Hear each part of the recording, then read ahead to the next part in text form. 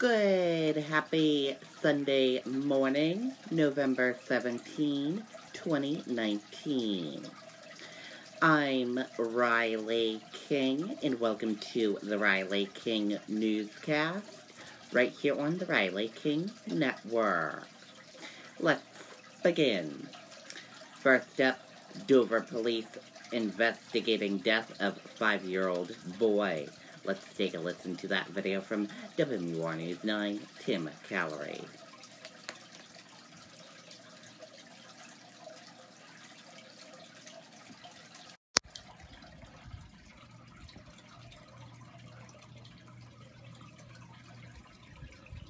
At Beltates, customers will find everything they need for a building project. The brand names you trust to perform.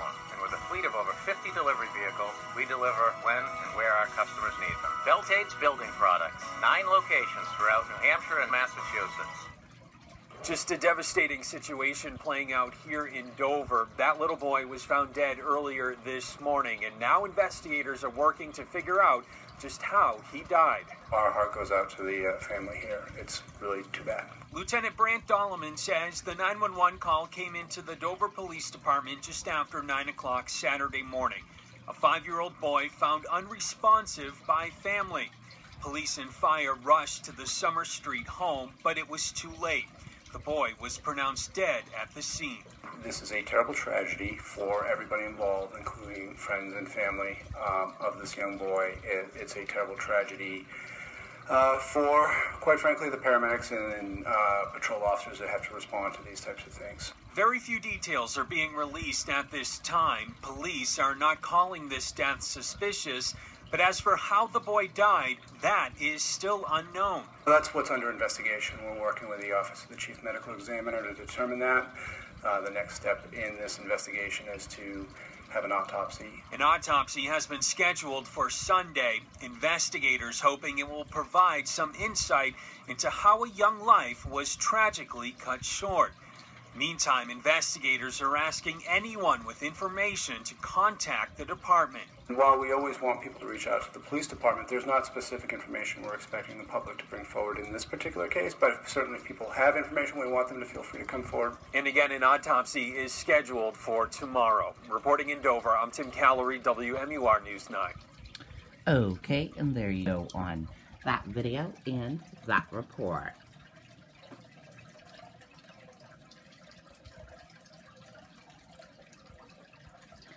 Hudson police. Man drives away with officer hanging onto car during traffic stop.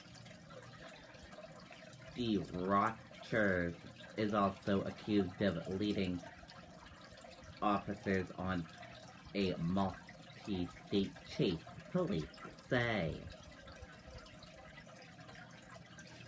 Police said a man was arrested after he drove away with an officer still hanging onto his vehicle during a traffic stop in Hudson on Saturday. Police said the man, 37 of Nashua, was intoxicated and speeding when he was pulled over on Ferry Street. When officers tried to arrest the man, he refused to cooperate, police said. After a struggle with police, the man managed to take off while the officer was still partially inside the man's vehicle, police said. The officer managed to free himself and was not hurt.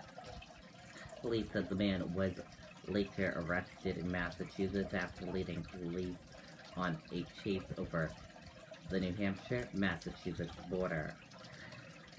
The man is due in court on Monday. New Boston teen escorted home after receiving new kidney. Let's take a listen to this video from WMUR News 9.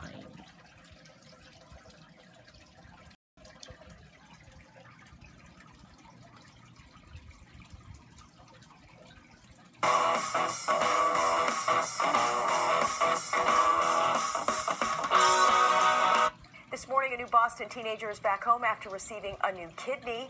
Earlier in the year, we brought you the story of Haley Gelinas, who had a chronic kidney condition.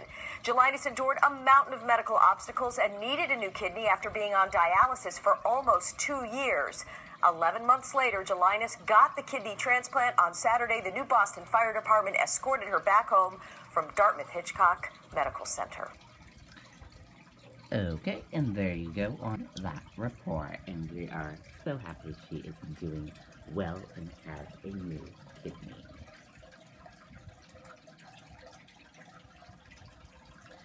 The New Hampshire State Police kicks off drive in support of Toys for Tots. Let's take a listen to this video from WMUR News 9.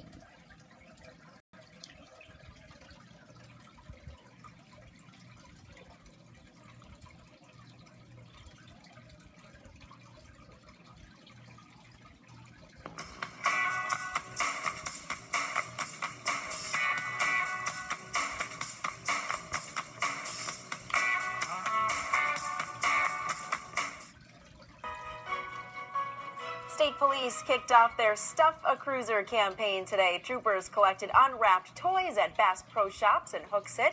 As the boxes fill up with donations, they fill their cruisers with the items. The drive is a collaborative effort with the Marines and their Toys for Tots drive, looking to collect thousands of toys for New Hampshire children this holiday season.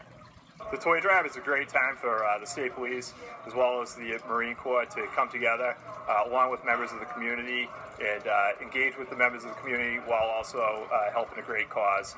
Such a great cause, and troopers will continue collecting toys for several weeks. Their next event is actually tomorrow at the Walmart in Gorham, so a lot of ways to give this season. Yes. Okay, and there you go on that video and that report. Very awesome.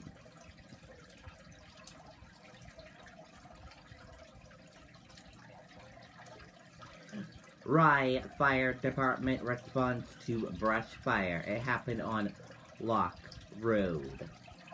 Let's take a listen to that video from WMUR News 9, Tim Callery.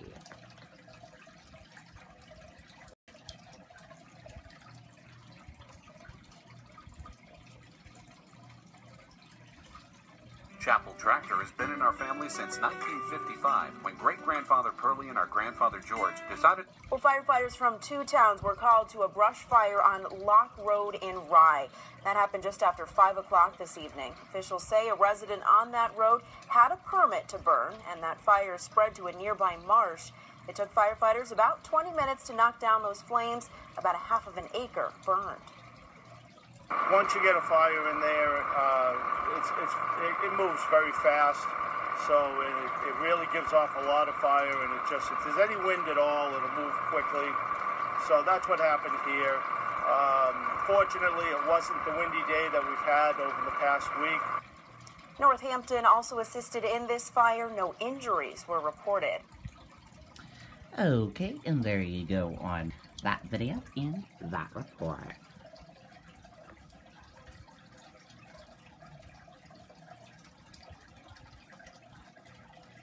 Michael Bennett holds town hall at New England College.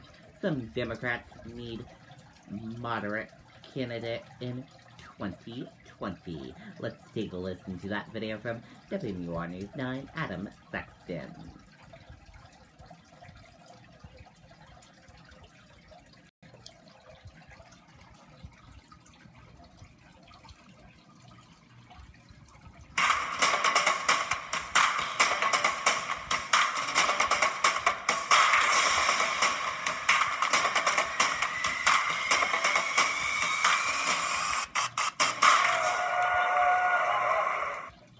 Commitment 2020 now, and several presidential candidates are campaigning across the state this weekend. Michael Bennett held a town hall this afternoon in Henniker on the campus of New England College. The Colorado senator recently decided to double down on New Hampshire and spend more time campaigning here. He tells News 9 the first in the nation primary gives him the best chance to win. It's just a real opportunity for us to come to a place where people want to have town hall after town hall after town hall. And my plan is to answer every question as truthfully as I can. Bennett says he recently took over a campaign office in Nashua, vacated by his Senate colleague Kamala Harris, whose campaign recently laid off almost all of her staff in New Hampshire. Okay, and there you go on that video and that report.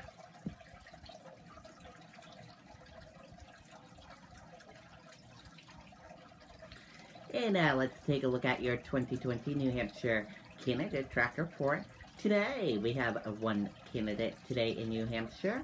Kelsey Gabbard has one event today in New Hampshire. Town Hall at the Palace in Manchester at 6:30 p.m. Prince Andrews breaks his silence about his relationship with Jeffrey Epstein. Let's take a listen to that video from ABC News.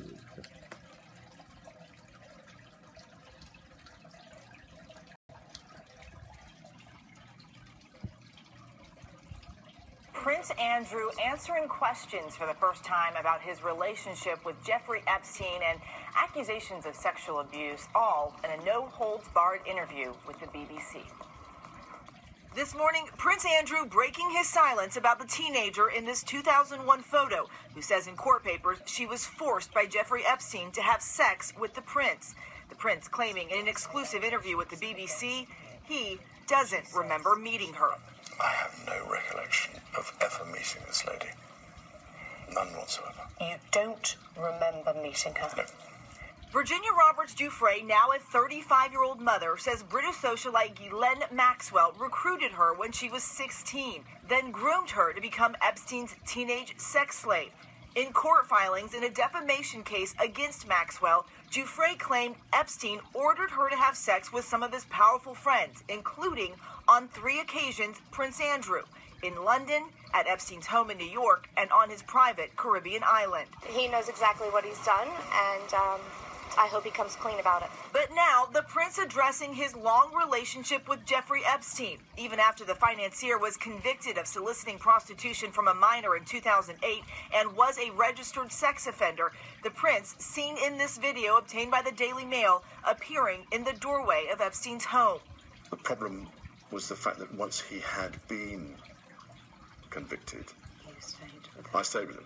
And that's the bit that as it were, I kick myself for on a daily basis, because it was not something that was becoming of a member of the royal family. And we try and uphold the highest standards and practices, and I let the side down.